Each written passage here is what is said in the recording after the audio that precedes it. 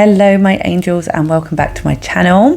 Today I'm going to be giving you 5 biggest changes you can make to improve your life. If you're someone who is interested in becoming the best version of yourself, improving your life, then you want to keep listening. Within each one of these there's going to be deeper things, right? So some of these things are not overnight process. It's not an overnight process. It may take a bit of time. There may be healing around each one.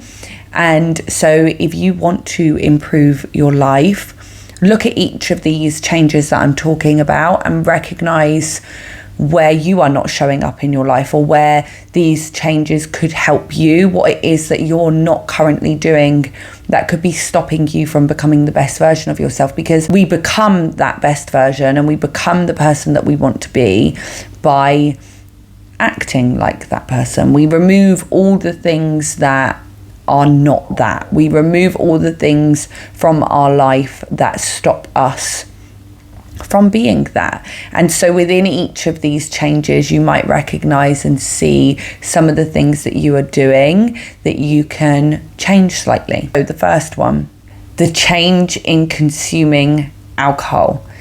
Now I believe that alcohol is a depressant. It's been proven that alcohol is a depressant. It has a massive effect on how we talk to ourselves, how we view ourselves, how we feel in our bodies. Now, I'm not saying you have to give up alcohol, but like I said, it's recognizing where can be changed, right? Could you possibly not drink in the week? Are you somebody that drinks in the week? Are you someone that is consuming more alcohol than you realize? Are you spending more money than what you want to on drink? Alcohol really affects the mind. It affects who we surround ourselves with. It almost makes us a little bit out of control. I believe that it taps into our darker side. You know, we call alcohol spirits for a reason. And I believe that when we are drunk or when somebody is highly intoxicated and they're not acting like themselves, they are spiritually not themselves. They are spiritually not in alignment with the light, with the peace, with the love, right? Not all the time. Sometimes, you know, people can be when they're drinking. But I do believe that the more you drink, the more you're tapping into those darker parts of your soul and of yourself. And it almost can take a control of who you are. And you have a lack of control of yourself sometimes when drinking, but not only to that extreme, right? Even if it is small amounts, the chemicals and the things that are within alcohol. So noticing where you can possibly improve on that, on your how much alcohol you consume could make a difference to your life. Like I say, for some people this could be a really big thing and it might take a long time to bring the alcohol consumption down, and then for other people it'll be really easy. For me, myself, I do like a drink every now and then, but it's not something that, it's not a weekly basis for me anymore. But it's also not something that I think I need to fully remove. Like I like to have a drink every now and then. I'll have a drink at dinner, or there might be some nights out where I think, yeah, I will have a few. So it's different for everyone. And there'll be some people that are like, no, I actually can't touch it. I don't want to touch it. I don't want this to be a part of my life at all. So you have to go with what's right for you and what you feel is the best. So noticing your consumption of alcohol can make a huge improvement of your life. Noticing how much you're consuming and what changes you can make so it doesn't alter your brain chemistry, so it doesn't alter how you act and how you show up. Are you hungover and then not turning up for work, or are you hungover and not doing the things that you wanted to do to achieve your goals? You know, that's stopping you from becoming that best version of you and doing the things you want to do. Is it actually impacting your life but you're not realizing it because it's just become what you're accustomed to and what you're used to? The second one is to know that the people in your life, the people you are in association with, is who you are. You are who you surround yourself with. So are you, first of all, recognize whether you are the smartest person in the room. If you feel you are the smartest person in the room, you're doing something wrong, because you want to be learning and growing as much as we can, right? The top 5 people you surround yourself with, you are the average of that. So look at who you spend the most time with. Look at their traits and what they do and what they've achieved.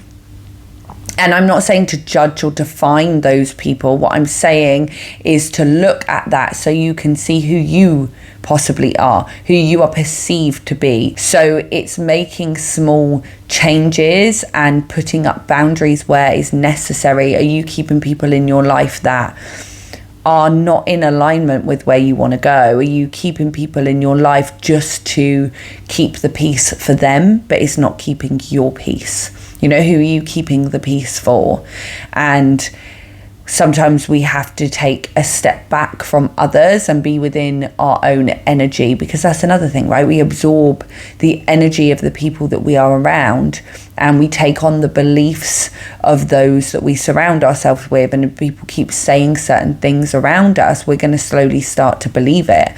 So we want to be around people that believe in us, that love us, that genuinely care about us, but also people that inspire us in different areas. I have mum friends that inspire me in motherhood. I have friends that inspire me within business, within work. Who do you have around you that not only makes you feel good about yourself, but you can make them feel good, and also that inspires you to be better and to grow? If you are like, I don't like my life right now, look at who you're surrounding yourself with. The third thing that will make a huge difference to your life is having some kind of schedule or routine. Now, I'm someone that likes to have flexibility, so I understand what it's like to need some kind of flexibility.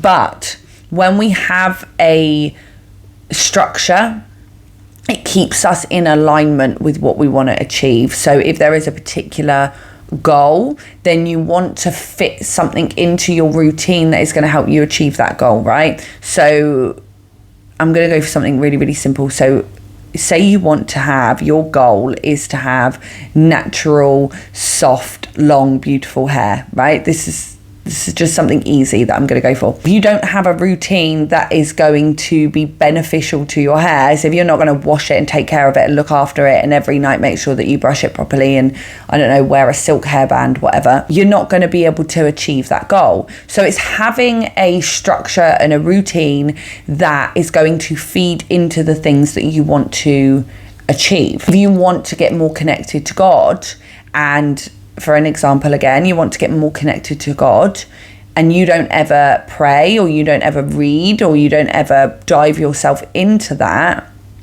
it's going to be really, really difficult for you. So having a schedule and a routine, and I'm not saying that it has to be, you know, obeyed by religiously, it doesn't have to be obeyed by religiously, but to be obeyed by in some sense and have some kind of structure is really going to improve your life, because there's method to the madness, right? There's method to the reason that you have that schedule, and it helps you just stay grounded. Having a routine, even if it's just a morning and an evening routine, and then in the day you just have, you know, things that you want to achieve and you're a little bit more free flow, which is kind of what I do because of my work, unless obviously it's one-to-one clients. If I'm recording courses or doing admin or anything online or social media content, I have a list of things that I want to achieve each day, but I don't have a particular time I need to do it by. But my personal routines, my morning and evening routines, will always stay somewhat the same. And when I start work and when I finish work will always stay the same, because having that structure keeps me grounded and it helps me to achieve what I want to. Without that structure, it's going to be a lot more difficult. Your mind ends up wandering. You don't really know where it is that you're going within the day. So I believe morning and evening routines, if you have those, then everything else within the day just kind of flows, because it ensures you get enough sleep. It also ensures that you're prepared and that you're ready. Having a schedule and a routine is the third one, and that will help you improve your life. The fourth one, now this is just me personally, right? But I believe this can really, really change your life. And it doesn't even need to be in a goal-orientated sense, but it's education and learning. It's educating yourself, growing yourself, and learning something. Now, this doesn't have to be to reach a goal. This doesn't have to be going in and studying in university or college or anything like that. This could just be reading a book. This could also be going to the gym, right? You're growing and developing your body. It's having something that gives you purpose, that makes you feel like you are moving, right? You are moving forward, you're growing and learning something. And I feel when we do this, and this can go in the aspect of hobby, right, as well, like educating yourself or having a hobby. When we do this, we're growing. So if you have a hobby, whether that be football or volleyball or a sport or art or anything like that, every time you do it, you are putting your energy and effort into it to improve even more. And so when you put your energy and effort into something to improve, that's what you're going to get back. It's that energy flow of putting out improvement to receive improvement in other areas of your life. So I personally believe having something that you can grow and develop within, it doesn't have to be anything too serious. It can literally just be reading a book or having a hobby. And so it just allows you to do something that, and you can find this in something that you are passionate about, it just allows you to do something that you can become really good at, and that makes you feel good. When you become good at something, if you know, even the best drawers would tell you when they first started out that they weren't that good at it, or even singers when they first started singing that they maybe weren't as good, and they developed and they learned. Like, how great must that feel to become really good or knowledgeable within a particular area? This can be creative, it can be educational, it can be whatever you want it to be. But I feel this is one of the biggest ones. Even personally for me, learning something just makes me feel so good about myself when I finally get it down. And number 5, the 5th one that is going to massively improve your life is kindness and love. Having kindness and love in as much as you can, within everything you do if you can. And what I mean by that is that when we show up for our family, when we supporting people, we do it with kindness and love. When we have time for ourselves, we take that time to give kindness to ourselves, to not put ourselves down or beat ourselves up or stay in that dark place for too long. So what this does, having more kindness and love, it allows you to be present. We want to be present in life.